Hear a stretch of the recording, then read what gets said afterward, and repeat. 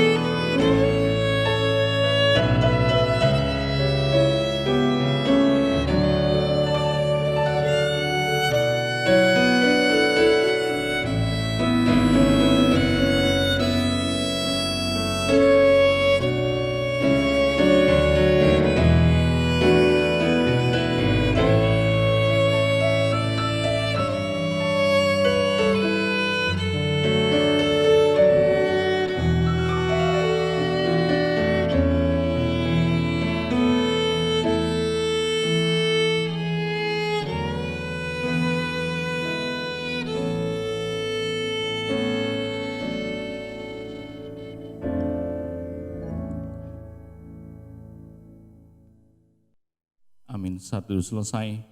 Pertolongan kita ialah dari Tuhan yang telah menjadikan langit dan bumi dan yang telah memilih kita sebelum dunia dijadikan, supaya kita kudus dan tak bercacat di hadapannya.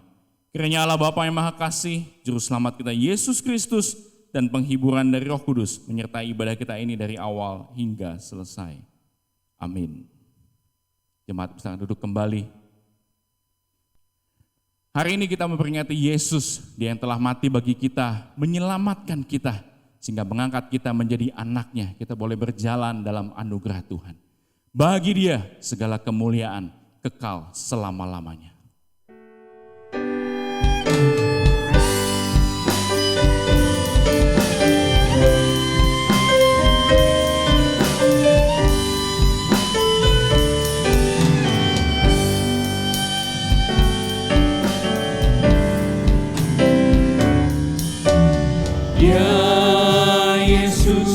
Telah mati bagiku, ya Tuhan, selamatkan jiwaku.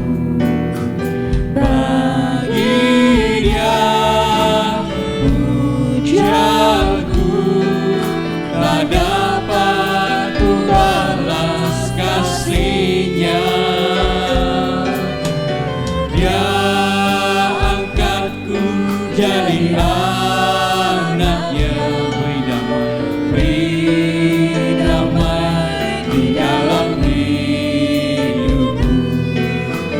Bagi Dia sembahku, hanya Dia segalanya bagiku. Bagi Dia segala pujian. Bagi Dia segala pujian.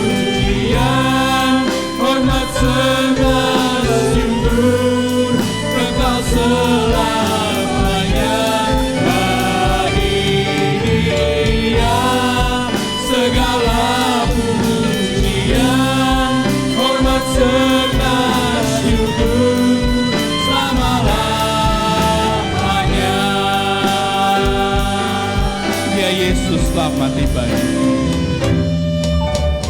Ya Yesus selamat bagiku. Dia Tuhan selamatkan kita semua. Tuhan selamatkan jiwaku. Bagi Dia pujianku, tak dapat ku balas kasih-Nya. Dia angkatku jadi anak. Dia angkatku jadi anaknya. Beri damai di dalam hidupku. Bagi Dia sembahku, hanya Dia segalanya bagiku. Bagi Dia segala pujian. Bagi Dia segala pujian, hormat serta syukur, kekal selamanya. Bagi Dia segala pujian, hormat serta syukur, selama-lamanya. Bagimu Tuhan segala pujian, hormat syukur. Bagi Dia segala pujian, hormat serta syukur, kekal selamanya. Bagi Dia segala pujian, hormat serta syukur, selama-lamanya, selama-lamanya, selama-lamanya,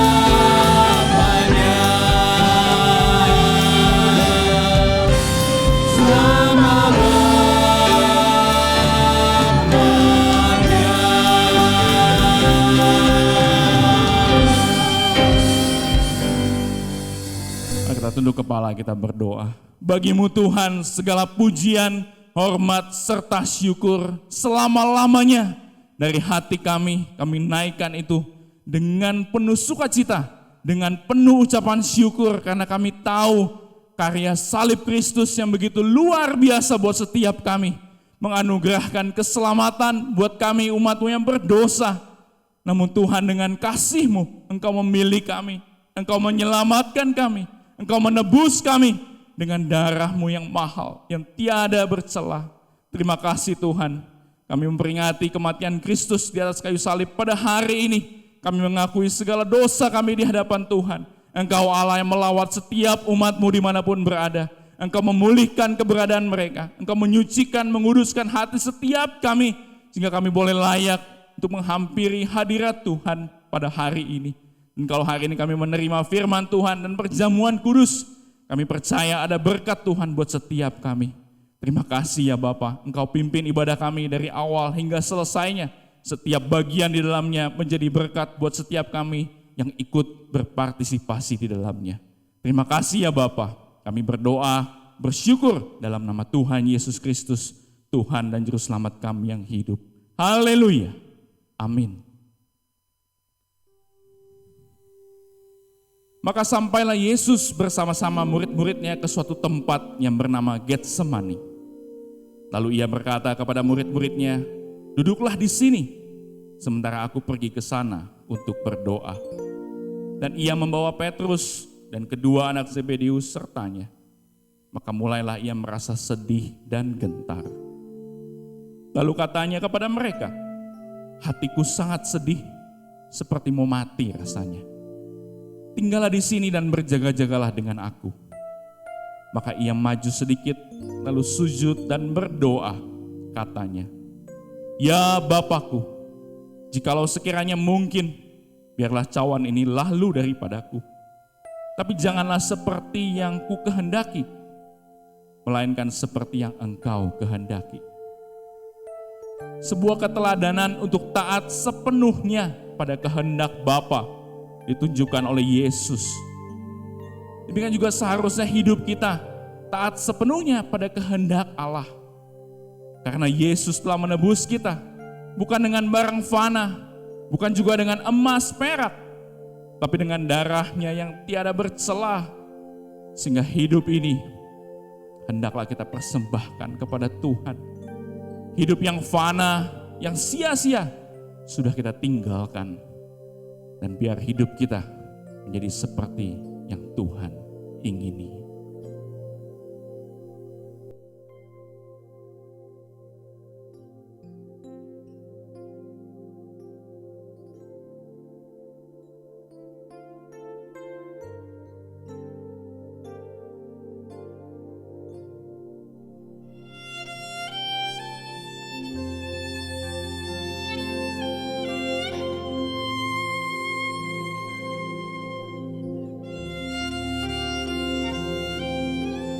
Hari ini kami datang Tuhan di altar-Mu, membawa hidup kami.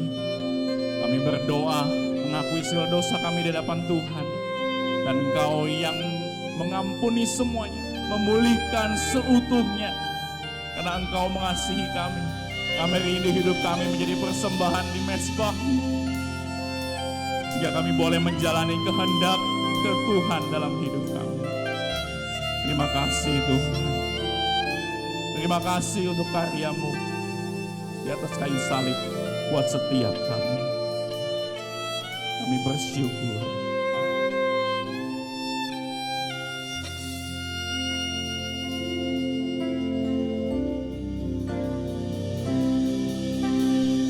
Bukan dengan barang fana Kau membayar dosaku, dengan darah yang mahal, tiada noda dan celah. Bukan dengan emas perak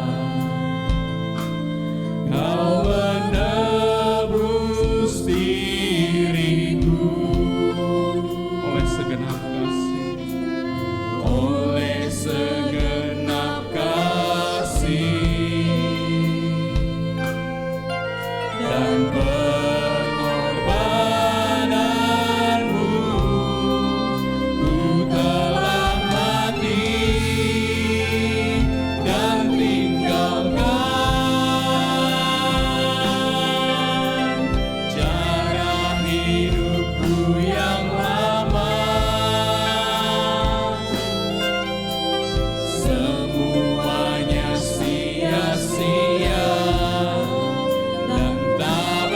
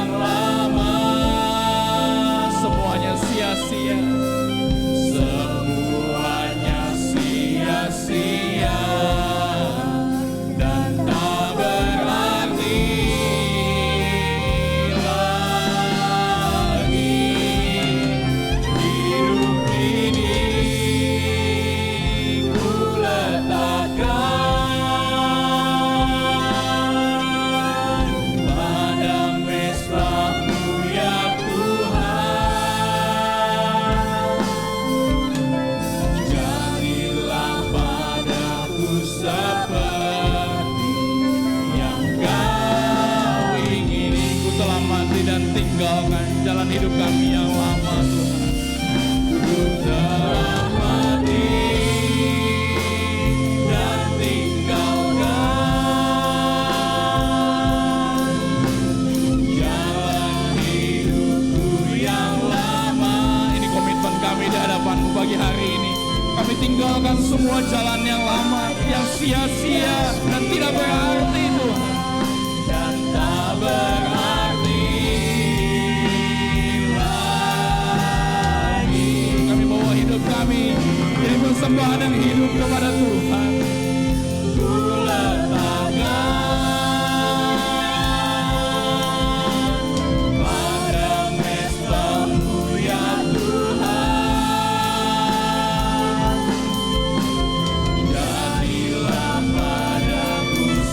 Jadilah pada kami seperti,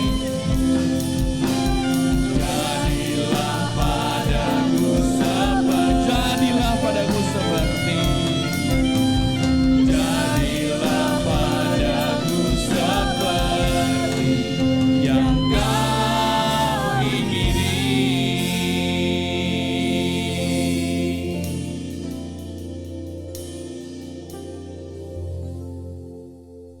Lalu Yesus dihadapkan kepada wali negeri. Dan wali negeri bertanya kepadanya, "Engkaukah raja orang Yahudi?" Jawab Yesus, "Engkau sendiri mengatakannya." Tapi atas tuduhan yang diajukan imam-imam kepala dan tua-tua terhadap dia, ia tidak memberi jawab apapun. Maka kata Pilatus kepadanya, "Tidakkah engkau dengar betapa banyaknya tuduhan saksi-saksi ini terhadap engkau?" Tapi ia tidak menjawab suatu kata pun, sehingga wali negeri itu sangat heran. Telah menjadi kebiasaan bagi wali negeri dan untuk membebaskan satu orang hukuman pada tiap-tiap hari raya itu atas pilihan orang banyak. Dan pada waktu itu ada dalam penjara seorang yang terkenal kejahatannya yang bernama Yesus Barabas. Karena mereka sudah berkumpul di sana, Pilatus berkata kepada mereka, "Siapa yang kamu kehendaki kubebaskan bagimu? Yesus Barabas atau Yesus yang disebut Kristus?" Ia memang mengetahui bahwa mereka telah menyerahkan Yesus karena dengki. Ketika Pilatus sedang duduk di kursi pengadilan, istrinya mengirim pesan kepadanya, "Jangan engkau mencampuri perkara orang benar itu, sebab karena dia aku sangat menderita dalam mimpi tadi malam." Tapi oleh hasutan imam-imam kepala dan tua-tua, orang banyak bertekad untuk meminta supaya Barabas dibebaskan dan Yesus dihukum mati. Wali negeri menjawab dan berkata kepada mereka, "Siapa di antara kedua orang itu yang kamu kehendaki kubebaskan bagimu?" Kata mereka, Barabas. Kata Pilatus kepada mereka, "Jika begitu, apakah yang harus kuperbuat dengan Yesus yang disebut Kristus?" Mereka semua berseru, Ia harus disalibkan. Katanya, "Tetapi kejahatan apakah yang telah dilakukannya?" Namun mereka makin keras berteriak, Ia harus disalibkan. Ketika Pilatus melihat bahwa segala usaha akan sia-sia, malah sudah mulai timbul kekacauan, ia mengambil air dan membasuh tangannya di hadapan orang banyak dan berkata, "Aku tidak bersalah terhadap darah orang ini, itu urusan kamu sendiri." Dan seluruh rakyat itu menjawab, Biarlah darahnya ditanggungkan atas kami dan atas anak-anak kami. Lalu ia membebaskan Barabas bagi mereka, tetapi Yesus disesahnya, lalu diserahkannya untuk disalibkan.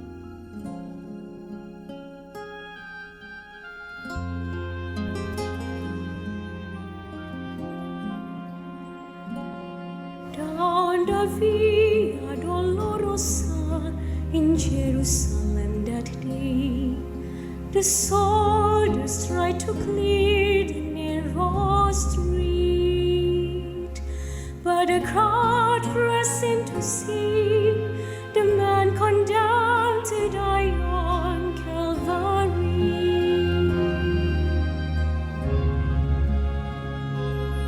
He was bleeding from a beating, there were stripes on his back, and he wore the crown of thorns upon his head, and he bore with every step the scorn of those who cried out for his death. Down the Via Dolorosa, called the way of suffering, like a lamb came the Messiah, Christ the King. But he chose to walk the road out of his love for you and me. Down the Via Dolorosa, all the way to Calvary.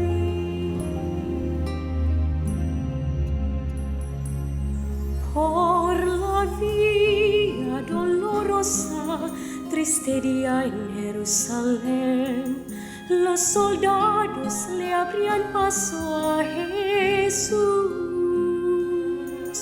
mas la gente se acercaba para ver al que llevaba aquella cruz.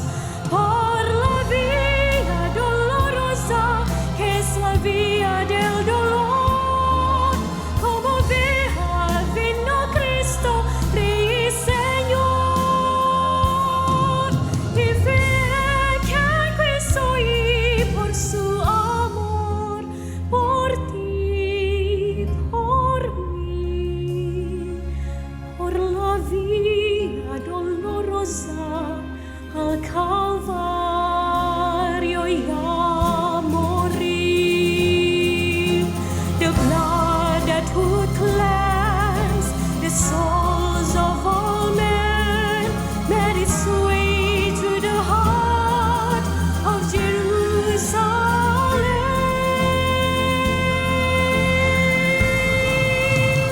Down the Via Dolorosa, called the way of suffering, like a lamb came the Messiah, Christ the King. But he chose to walk the road out of his love for you and me. Down the Via Dolorosa, all the way to Calvary.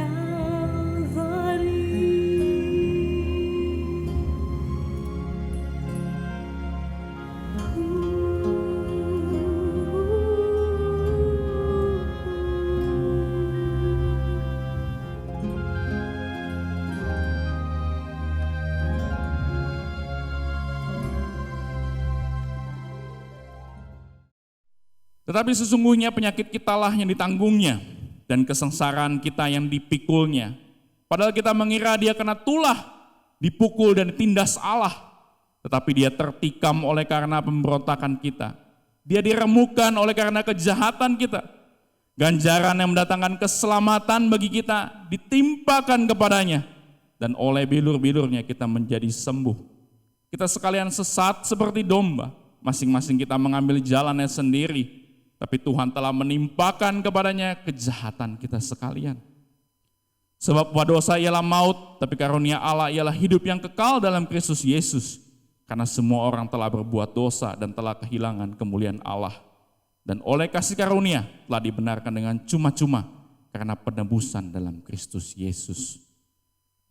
Tema Paskah kita adalah glorious sacrifice, pengorbanan yang mulia, yang merupakan bagian dari tema God's will, kehendak Allah pada bulan ini. Kita bersyukur untuk karya salib Kristus yang menebus kita, menyelamatkan kita. Dan mari hidup ini kita jalani dengan penuh iman dan berjalan dalam kehendak Allah. Dan kalaupun ada pergumulan di dalamnya, kita tahu dia sanggup melakukan mukjizatnya tepat pada waktunya buat setiap kita. Karena salib-Mu.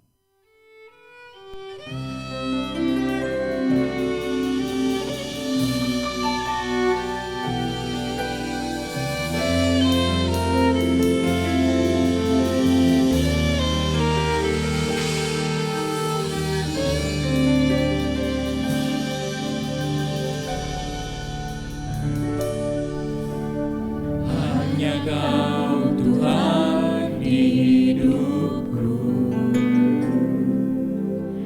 Kau berikan hidup yang baru. Darah-Mu menyucikan, pulihkan hatiku. Ku nyatakan Kaulah segalanya. Engkaulah sumber pengharapan. Kuasa-Mu sanggup menyembuhkan. Jiwaku pun berserah hanya kepadamu. Yesus, Kaulah segalanya. Karena salib-Mu ku hidup. Karena salib-Mu ku menang. Engkau yang berkuasa, sanggup untuk melakukan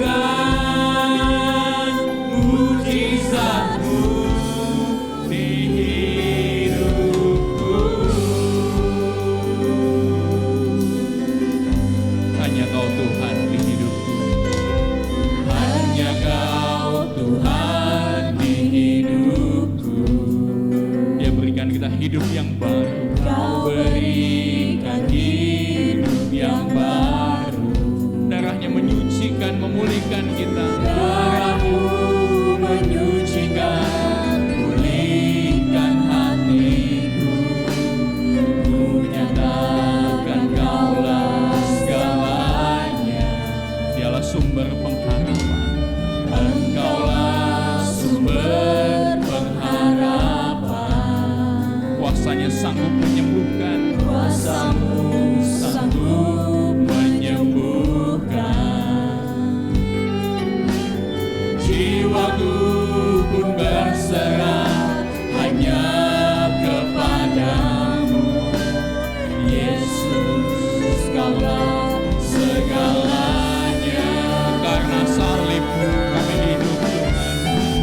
Karena salib-Mu ku hidup. Karena salib-Mu ku menang. Engkau yang berkuasa, sanggup untuk melakukan mujizat-Mu. Karena salib-Mu ku hidup. Karena salib-Mu ku menang. Engkau yang berkuasa, sanggup untuk melakukan mujizat-Mu di hidupku. Nyanyikan bersama-sama. Karena salib-Mu kami hidup. Karena salib-Mu ku hidup. Kami bersyukur Tuhan, kami boleh hidup karena karya salib-Mu menebus kami, menyelamatkan kami, membuat kami menang atas dosa. Engkau yang berkuasa, sanggup untuk melakukan mujizat-Mu. Karena salib-Mu, karena salib-Mu ku hidup. Karena salib-Mu ku menang.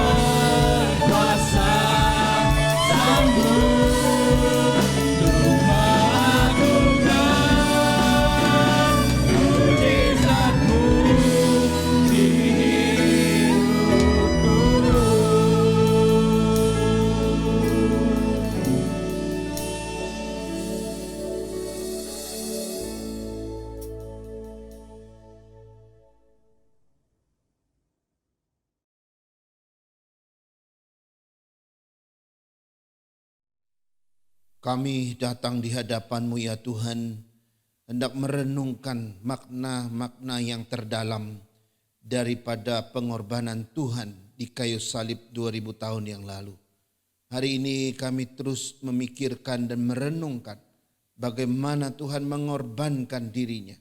Dan oleh pengorbanan itu ada banyak hal yang kami peroleh. Terpujilah Engkau Tuhan, nyatakanlah firman-Mu bagi kami semua.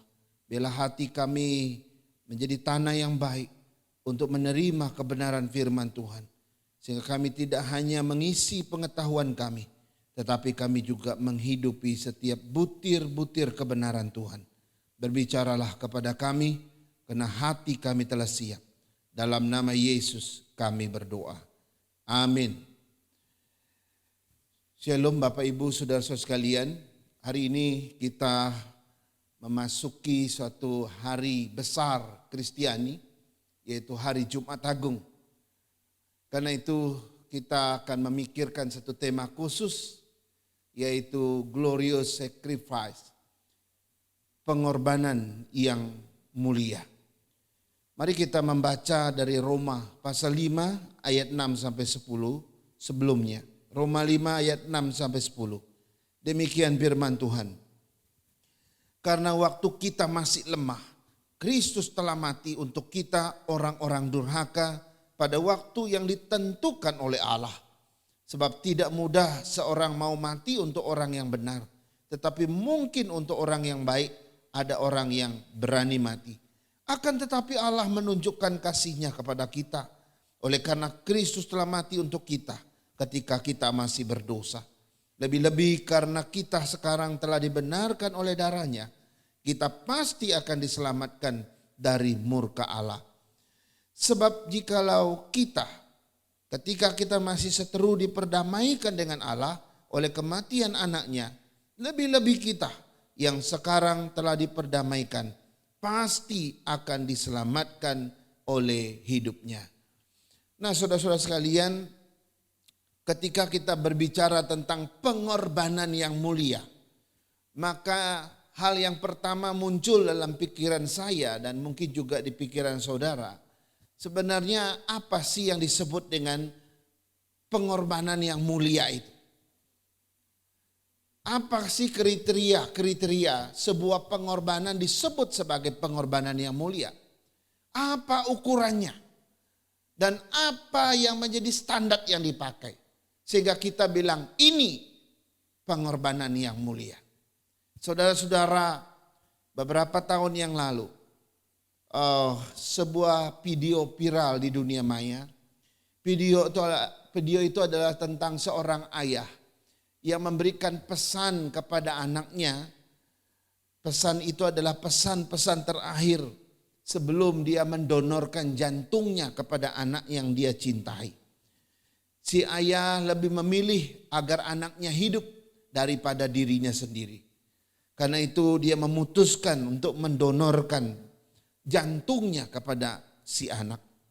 Sebelum ia mendonorkan jantungnya itu, ia menyampaikan pesan-pesan terakhir kepada si anak dalam durasi 2-3 menit. Dengan mata yang berkaca-kaca dan suara yang terbata-bata. Dia berkata, "Anakku, temukanlah jantung barumu. Sebelum aku pergi, aku ingin memberitahumu beberapa hal yang penting.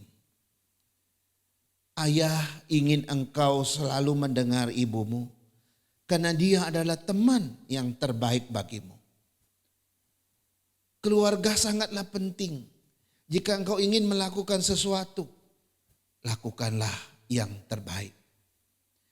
Jangan pernah merokok, jangan pernah narkoba, tetapi jadilah orang jujur, orang yang baik, dan jadilah pria yang tegar menghadapi segala sesuatu. Ayah akan selalu ada untukmu. Ayah akan selalu berada tepat di sini. Sampai jumpa anakku. I love you." Demikian sepotong daripada pesan-pesan terakhir si ayah yang luar biasa ini.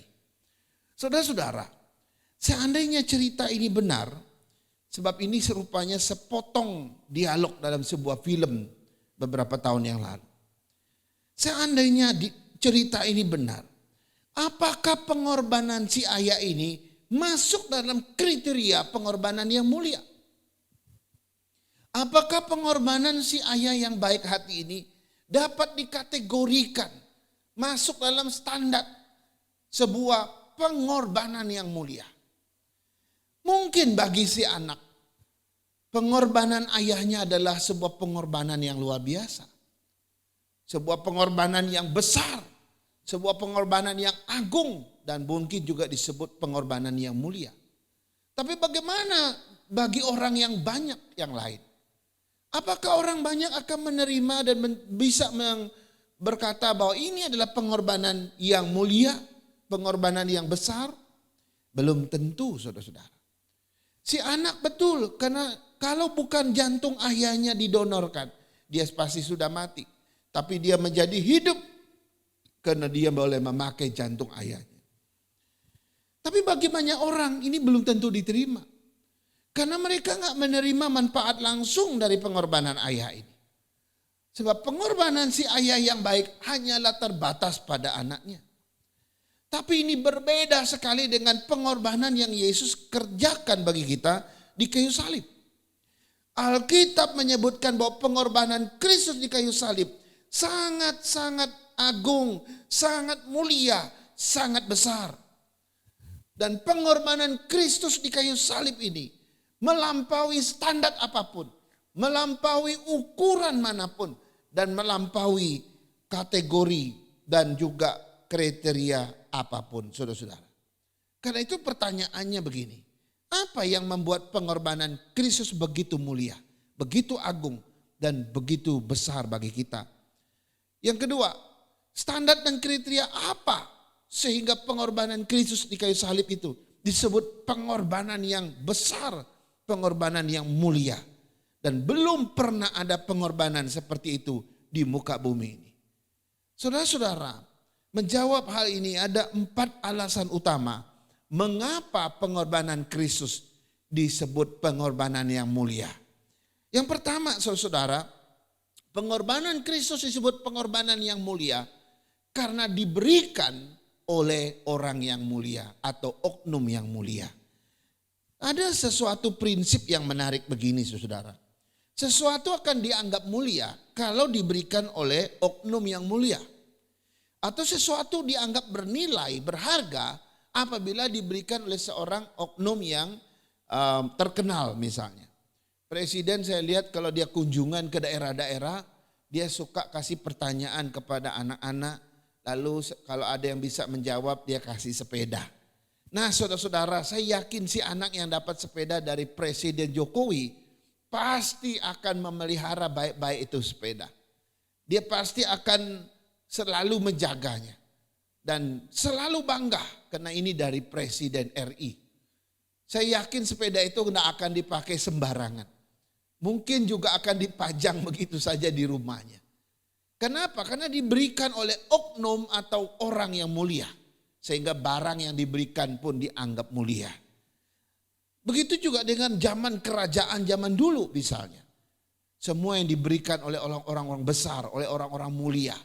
Biasanya dianggap juga merupakan hal yang mulia. Nah, inilah alasannya. Mengapa pengorbanan Kristus disebut pengorbanan yang mulia? Karena diberikan oleh oknum yang mulia, yaitu Tuhan Yesus Kristus sendiri. Ya, Kristus bukan manusia biasa seperti kita. Tapi dia adalah pribadi kedua dari Allah Tritunggal. Yohanes menyebutkan pada mulanya adalah firman. Firman itu bersama-sama dengan Allah. Firman itu adalah Allah. Dia menegaskan bahwa pribadi Allah yang kedua ini adalah Yesus Kristus yang telah menjadi manusia. Lalu Rasul Paulus menulis di Filipi pasal 2. Walaupun Kristus setara dengan Allah, ia telah mengosongkan dirinya dan mengambil rupa seorang hamba menjadi sama seperti manusia. Dan dalam keadaannya sebagai manusia yang merendahkan dirinya dan taat sampai mati di kayu salib. Oleh karena itu Allah sangat meninggikan dia dan mengaruniakan nama di atas segala nama kepadanya. supaya di dalam nama Yesus bertekuk lutut segala yang ada di langit dan yang ada di atas bumi dan di bawah bumi. Dan segala lidah mengaku bahwa Yesus Kristus adalah Tuhan. Terlalu banyak kesaksian Alkitab yang menyebutkan bahwa Yesus yang mati di kayu salib bukan orang terhina, tapi dia adalah orang yang mulia karena dia adalah Allah sendiri. Karena itu pengorbanan yang dia kerjakan itu pengorbanan yang mengikuti natur kemuliaannya, yaitu pengorbanan yang mulia pula. Nah saudara-saudara, tidak hanya sampai di situ. Salah satu letak kemuliaan Kristus atau letak kemuliaan daripada pengorbanan Kristus itu tercatat dalam 2 Korintus 5 ayat 21. Dikatakan begini, dia yang tidak mengenal dosa telah dibuatnya menjadi dosa karena kita, supaya dalam dia kita dibenarkan oleh Allah.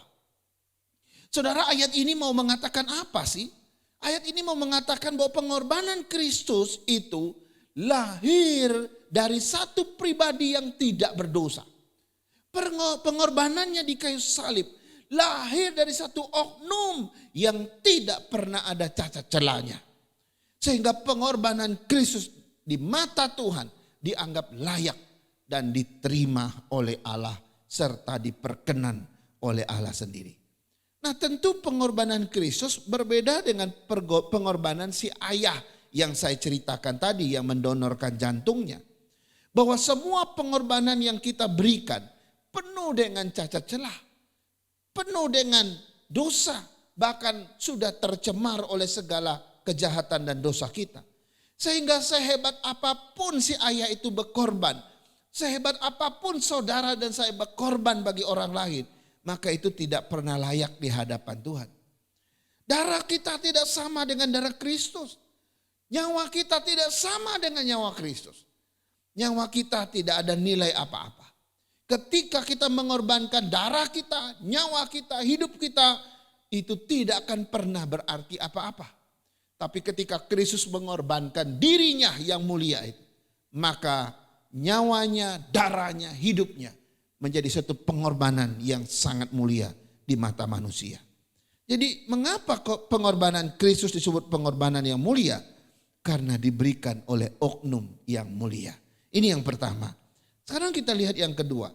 Mengapa pengorbanan Kristus di kayu salib disebut pengorbanan yang mulia? Yang kedua alasannya adalah karena harga dan nilai pengorbanan Kristus sangat mahal. Saudara-saudara, harga dan nilai pengorbanan Kristus sangat mahal. Itu tercatat dalam 2 bagian ayat yang saya akan bacakan. 1 Korintus 7 ayat 23 bagian A.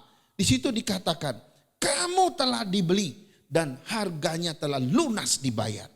Lalu 1 Petrus 1 ayat 18 dan 19. Sebab kamu tahu bahwa kamu telah ditebus dari cara hidupmu yang sia-sia yang kamu warisi dari nenek moyangmu itu. Bukan dengan barang yang fana. Bukan pula dengan perak dan emas. Melainkan dengan darah yang mahal, yaitu darah Kristus yang sama seperti darah anak domba yang tak ternoda dan tak bercacat. Jadi di sini kita lihat alasan kedua. Mengapa pengorbanan Kristus begitu mulia? Karena pengorbanan yang Yesus berikan itu sangat mahal harganya. Ya, nilainya sangat tinggi. Dia telah mengorbankan darahnya. Dia telah mengorbankan nyawanya. Dan dia telah mengorbankan hidupnya bagi kita.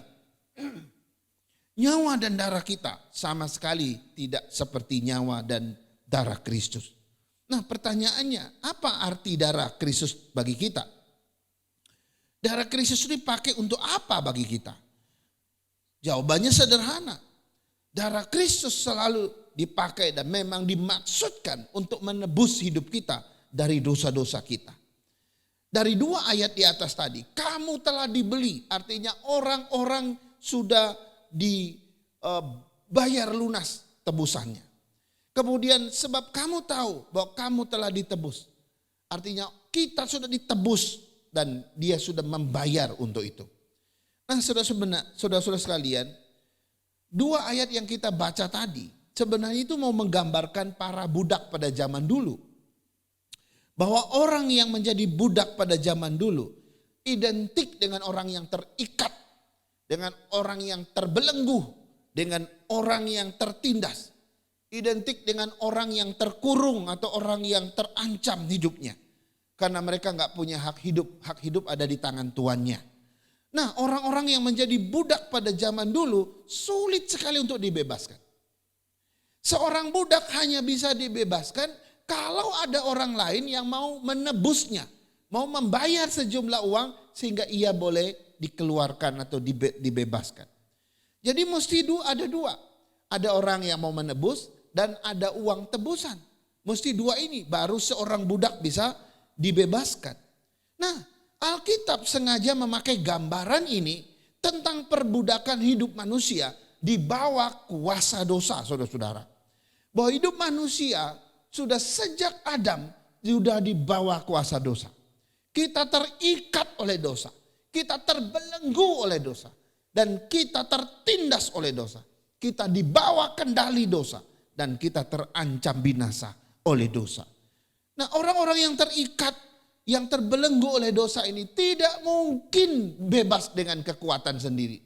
Tidak ada orang yang bisa melepaskan diri, membebaskan diri dari cengkeraman dosa, enggak ada. Satu-satunya jalan keluar untuk bisa bebas dari cengkeraman dosa, harus ada orang atau oknum yang mau menebus kita dan harus membayar sejumlah uang atau transaksi supaya kita bisa dibebaskan. Nah, kita bersyukur saudara-saudara. Pergumulan ini justru itu dipenuhi di dalam pengorbanan Kristus di kayu salib. Ketika Yesus mati di kayu salib, Ia sedang mengatakan, aku siap menebus engkau. Yang kedua, dia membayar harga kita, harga tebusan kita. Dengan mengorbankan nyawanya, tubuh dan darahnya. Supaya saya dan saudara dibebaskan. Sehingga dua ini dipenuhi. Dia mengajukan diri sebagai tebusan.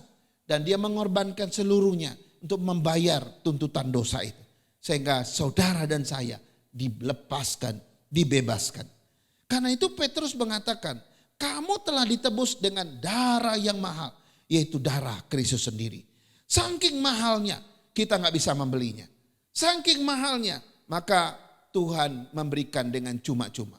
Kalau kita menerima sesuatu yang gratis, ya kadangkala karena itu ada sesuatu yang murah. Tapi bicara soal pengorbanan Kristus di kayu salib, ketika dia memberikan anugerah ini, keselamatan ini cuma-cuma pada kita, itu bukan karena anugerah itu murah, bukan. Justru karena terlalu mahal, sehingga saya dan saudara gak bisa membelinya. Maka Tuhan memberikan dengan cuma-cuma.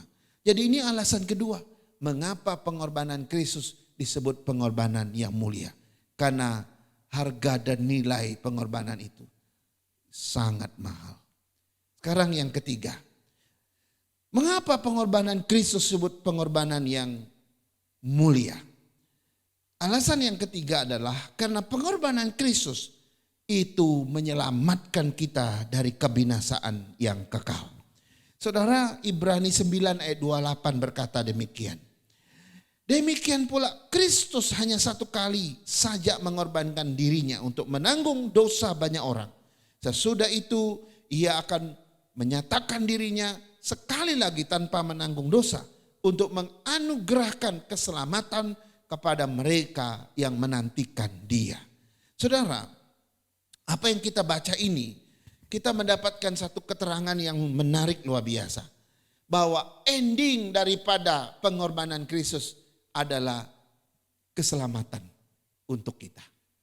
Bahwa tujuan akhir daripada pengorbanan Kristus yang mulia ini adalah supaya engkau bisa diselamatkan oleh Tuhan. Luar biasa. Jadi keselamatan yang dimaksudkan dalam ayat ini, ya, ini diselamatkan dari kebinasaan dari dosa. Ya, diselamatkan dari maut, dari kematian kekal. Dan diselamatkan untuk masuk dalam kerajaan surga. Itu yang dimaksudkan. Jadi betapa mulianya pengorbanan Kristus. Karena ending dan tujuan akhirnya adalah saya diselamatkan dari kebinasaan dan saya diselamatkan untuk masuk dalam kerajaan surga. Nah saudara-saudara, perlu kita ketahui bahwa di dunia ini ada begitu banyak jenis keselamatan. Ya. Misalnya selamat dari penyakit, ya, selamat dari kecelakaan, selamat dari bencana alam, selamat dari kejahatan orang lain dan sebagainya. Ada banyak jenis keselamatan yang kita alami di dunia ini. Nah, biasanya kalau kita selamat dari penyakit, waduh kita senangnya luar biasa, puji Tuhan. Kalau kita selamat dari kecelakaan, waduh kita sukacitanya luar biasa, puji Tuhan.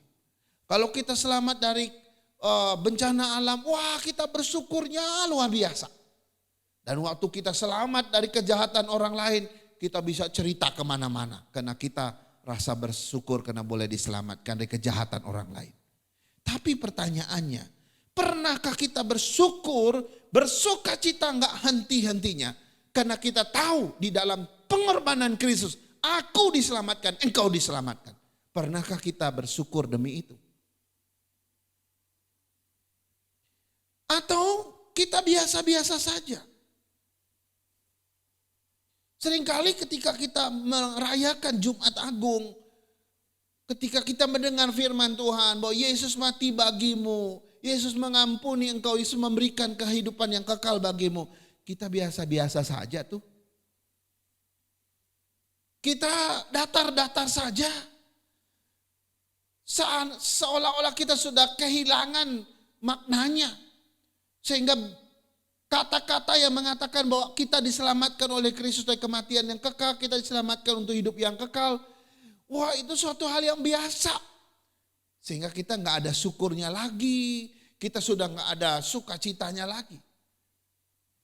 Padahal kalau kita belajar saudara-saudara, keselamatan di dalam Kristus jauh lebih tinggi daripada keselamatan dari penyakit.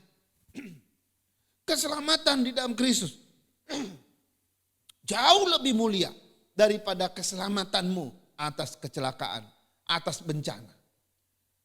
Keselamatan di dalam Kristus jauh melampaui daripada keselamatanmu dari kejahatan orang lain. Harusnya setiap kali kita merenungkan Jumat Agung, kita tak henti-hentinya bersyukur. Kenapa? Karena kita diselamatkan dari kebinasaan kekal. Dan diselamatkan untuk masuk dalam kerajaan surga. Ini keselamatan yang luar biasa. Yang dibandingkan dengan keselamatan di dunia ini. Itu keselamatan yang sangat rendah. Saudara-saudara, inilah. Maka ini sesuatu yang penting untuk kita renungkan. Saya berdoa semoga hari-hari yang bersejarah ini.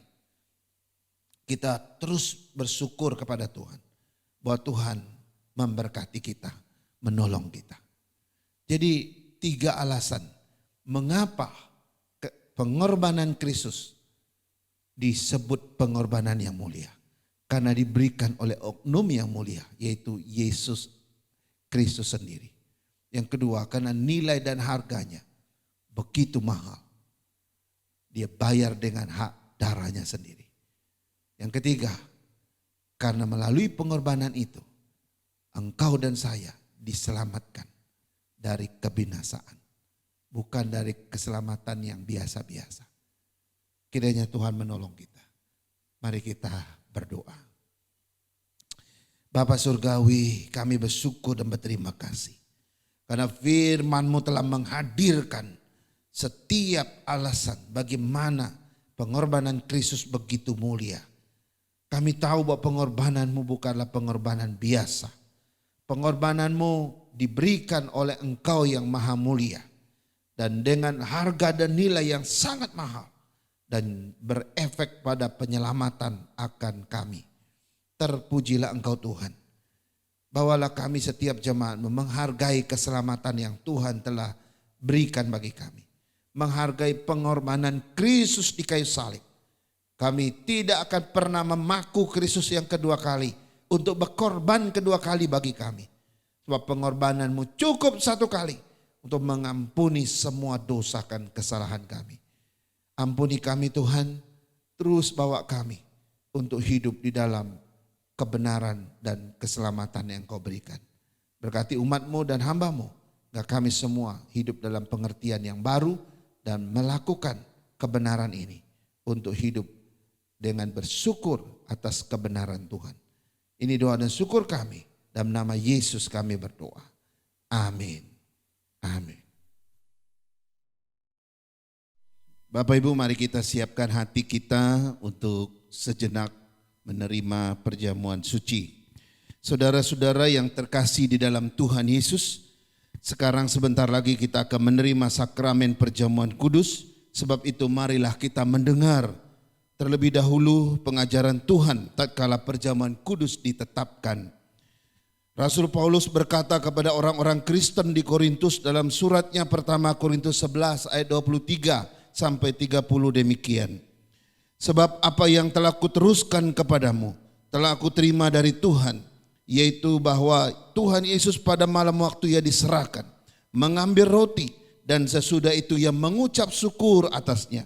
Ia memecah-mecahkannya dan berkata, inilah tubuhku yang diserahkan bagi kamu. Perbuatlah ini menjadi peringatan akan aku. Demikian juga ia mengambil cawan sesudah makan, lalu berkata, cawan ini adalah perjanjian baru yang dimeteraikan oleh darahku. Perbuatlah ini setiap kali kamu meminumnya, menjadi peringatan akan aku. Sebab setiap kali kamu makan roti ini dan minum cawan ini, kamu memberitakan kematian Tuhan sampai ia datang. Jadi barang siapa dengan cara yang tidak layak makan roti dan minum cawan Tuhan, ia berdosa terhadap tubuh dan darah Tuhan. Karena itu, hendaklah tiap-tiap orang menguji dirinya sendiri, dan baru sesudah itu ia makan roti dan minum dari cawan itu. Karena barang siapa makan dan minum tanpa mengakui tubuh Tuhan, ia mendatangkan hukuman atas dirinya.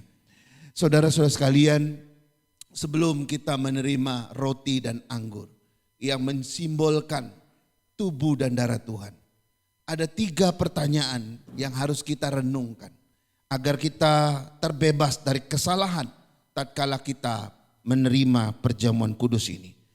Pertanyaan yang pertama adalah, apakah benar-benar kita sudah bercerai dari dosa, menyesal karena telah berbuat dosa, dan percaya bahwa hanya darah Kristus saja yang dapat menyucikan dan membebaskan kita dari hukuman dosa? Yang kedua, apakah kita sungguh-sungguh percaya bahwa kita sudah ditebus oleh kematian Tuhan Yesus, bahwa Kristus Yesus yang tidak bercelah, dan dengan kebenarannya kita telah dibenarkan di hadapan Allah Bapa? Yang terakhir, kita harus memeriksa hati kita. Apakah dalam sepanjang hidup ini kita mau terus taat dan setia kepada Tuhan dan berharap akan diperlengkapi oleh Roh Kudus supaya kita dapat berjalan bersama Tuhan sampai akhir. 3 pertanyaan ini mari kita bawa di dalam doa kita. Kita jawab secara pribadi di hadapan Tuhan, agar Tuhan boleh mengungkapkan, mensingkapkan hal-hal yang perlu dibereskan. Mari kita tunduk kepala, saya pimpin kita di dalam doa. Ya Allah, kami bersyukur dan berterima kasih karena sekali lagi kami diberikan kesempatan untuk merenungkan peristiwa 2000 tahun yang lalu. Apa yang kau lakukan di atas kayu salib itu adalah sebuah pengorbanan yang sangat-sangat mulia. Pengorbanan yang sangat agung, yang sangat-sangat luar biasa. Tak sanggup dan tak mampu kami membalasnya Tuhan. Kami hanya berkata terima kasih dan terima kasih. Hari ini kami berdiri di hadirat Allah. Kami terlihat apa adanya di mata-Mu. Tidak ada satupun yang bisa kami sembunyikan ya Tuhan. Bahkan dosa yang terkecil sekalipun dapat Kau temui dalam diri kami. Tuhan, kami datang dengan kerendahan hati. Ampunilah hidup kami ini. Ampunilah setiap keadaan kehidupan kami yang tidak memperkenankan hati Tuhan. Seringkali kata-kata kami begitu menyakitkan orang lain, saudara kami. Bahkan kami sendiri penuh dengan kenajisan, penuh dengan dosa. pikiran, perasaan yang tidak memuliakan Tuhan. Bahkan sikap dan perbuatan, keputusan-keputusan kami yang seringkali tidak mencerminkan kekudusan hidup kami. Ampuni kami Tuhan, layakkan kami sebelum kami menerima roti dan anggur ini. Kami percaya melalui perjamuan kudus ini Tuhan mengampuni kami. Dalam nama Yesus kami berdoa. Amin. Amin. Baik Bapak Ibu, kita akan menerima roti dan anggur. Saya undang kita bangkit berdiri. Kita akan naikkan satu pujian untuk mengantarkan kita sebelum kita makan dan minum dari perjamuan ini. Salib hina dari KPPK 166. Bait pertama dan nanti bait yang terakhir, yang ketiga.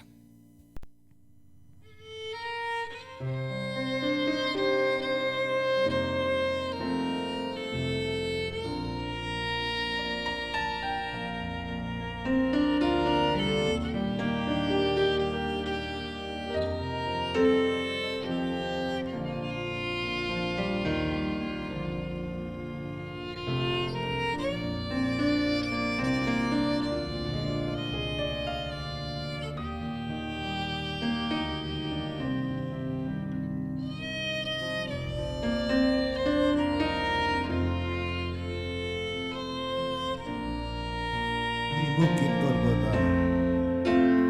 Di Bukit Golgota tampaklah salibnya, tanda hina dan derita.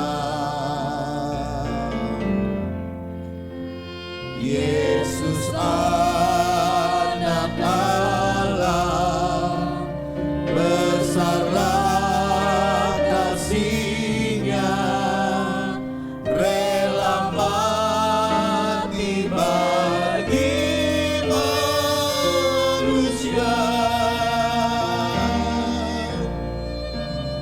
Maka ku tinggikan salibnya, sampai ku berjumpa dengannya. Ku mau tanggung salib yang hina, ganti-ganti mahkota mulia. Bait yang ketiga. Pada salib itu ku kan setia selalu menanggungnya sepanjang hidup. Ia akan datang pulang, bawaku padanya, ke rumahnya yang mulia. Maka ku tinggikan salibnya, sampai ku berjumpa dengannya. Ku mau tanggung salib yang hina, ganti-ganti mahkota mulia.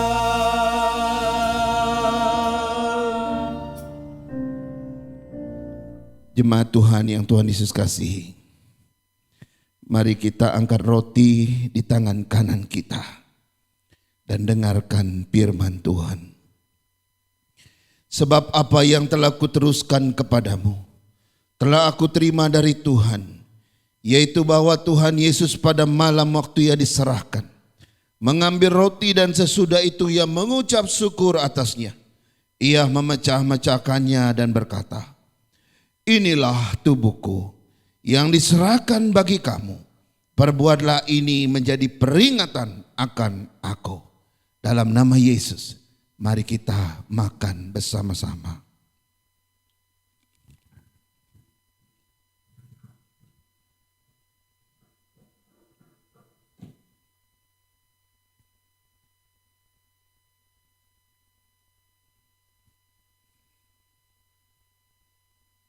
Kita angkat cawan di tangan kanan kita dan dengarkan firman Tuhan. Cawan ini adalah perjanjian baru yang dimeteraikan oleh darahku. Perbuatlah ini setiap kali kamu meminumnya, menjadi peringatan akan aku. Dalam nama Yesus, mari kita minum bersama-sama.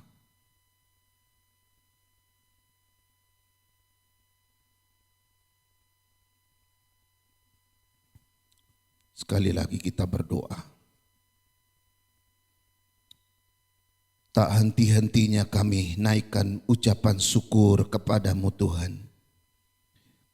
Karena pengorbanan yang tiada tara yang Tuhan telah kerjakan di atas kayu salib bagi kami. Harusnya kamilah yang mati demi pengorbanan itu. Tapi Engkau telah menggantikannya dengan dirimu yang kudus. Sehingga olehnya kami diselamatkan, kami diampuni, dan kami diberikan kehidupan yang kekal. Terima kasih ya Tuhan.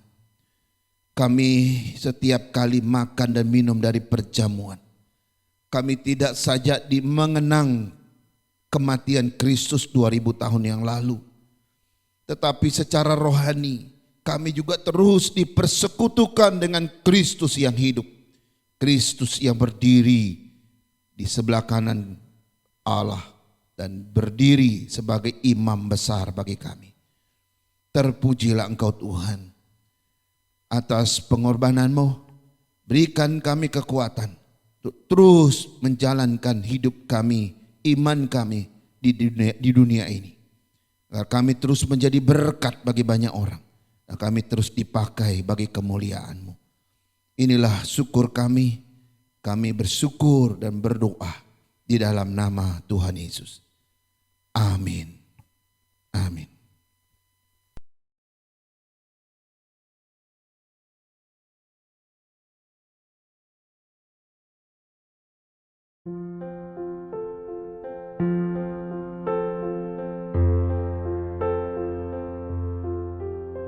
A crown of thorns placed on his head.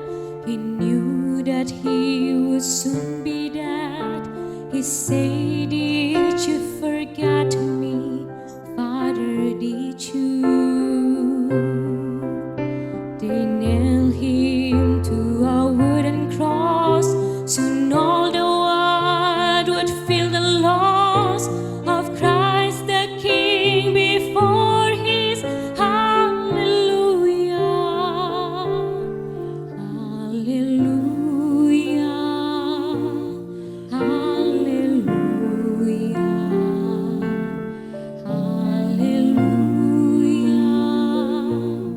Hallelujah.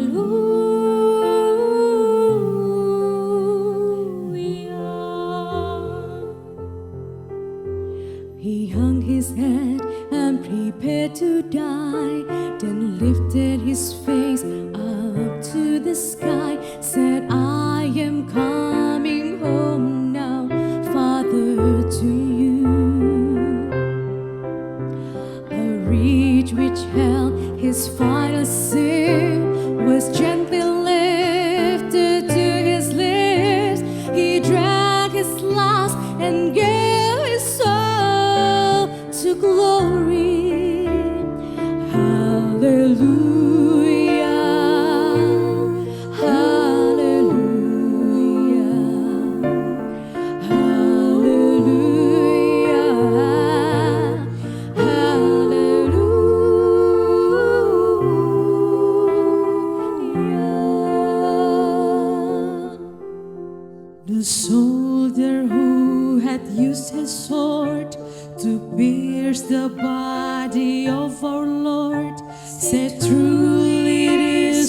Jesus Christ our Savior. He looked with faith upon his sword, then turned to face his Christ the Lord, fell to his knees crying hallelujah, hallelujah, hallelujah, hallelujah, hallelujah.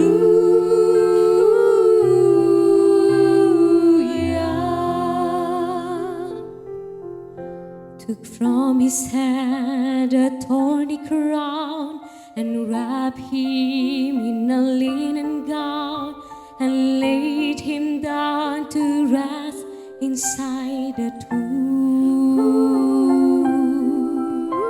The holes in his hand, his feet and side. Now in our hearts we know he died to save us from ourselves. So hallelujah,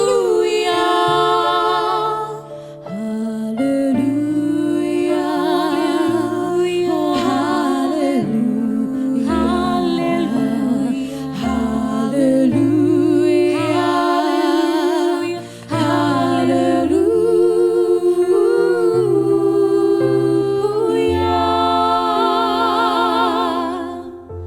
3 days went by, again they came to move the stone to bless the slain with oil and spice and anointing. Hallelujah.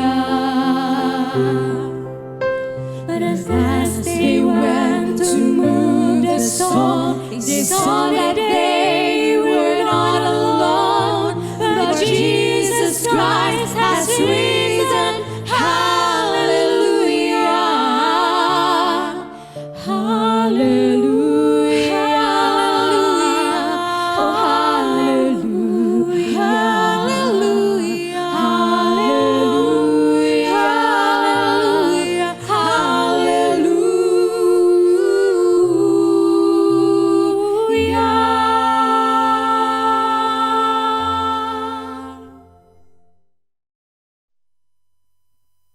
Firman Tuhan dalam Kisah Para Rasul 4 ayat 11 sampai 12 berkata demikian.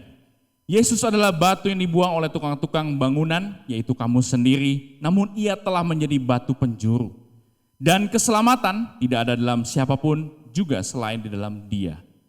Sebab di bawah kolong langit ini tidak ada nama lain yang diberikan kepada manusia yang olehnya kita dapat diselamatkan. Terpujilah Tuhan atas karyanya buat setiap kita, menebus kita. Oleh sebab itu segala kemuliaan hanya bagi nama Tuhan. Mulia, sembah Raja mulia. Kita akan menutup ibadah kita dengan penuh ucapan syukur. Saya ajak setiap jemaat boleh bangkit berdiri di tempatnya masing-masing. Kita naikkan pujian ini bersama-sama. Mulia, sembah Raja mulia. Mulia, sembah Raja mulia, bagi Yesus puji hormat dan kuasa. Oh, mulia, agung kerajaannya, dari surga datang untuk setiap umatnya. Dipuji, ditinggikan namanya Yesus. Dipuji, ditinggikan namanya Yesus. Hormat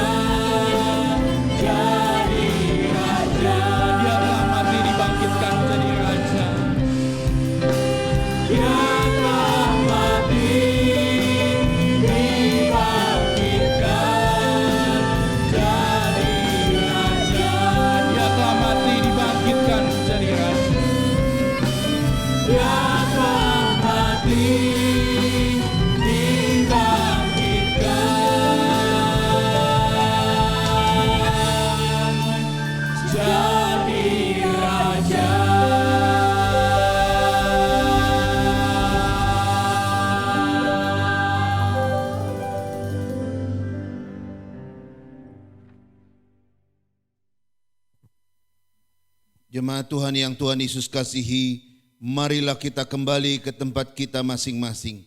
Kita pulang sebagai orang-orang yang mengalami pengorbanan Tuhan yang mulia dalam kehidupan iman dan rohani kita.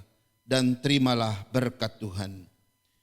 Kiranya kasih dari Allah Bapa kita, anugerah dari Tuhan kita Yesus Kristus, penghiburan, penyertaan dan pimpinan dari Allah Roh Kudus, kiranya memimpin dan menyertai saudara-saudara sekalian hari ini, besok dan seterusnya sampai hari Maranatha. Tuhan Yesus datang menjemput kita sale-salenya. Amin.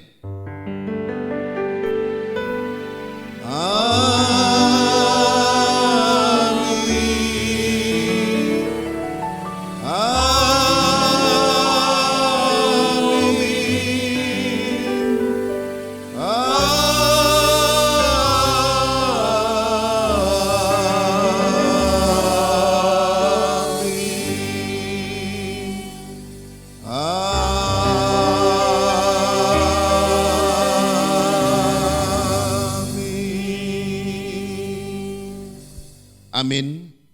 Silakan duduk saat teduh. Ibadah Jumat Agung kita selesai. Tuhan Yesus memberkati. Hidup oleh anugerah-Mu, yang terbaik ku terima dari-Mu. Rancangan-Mu indah bagiku,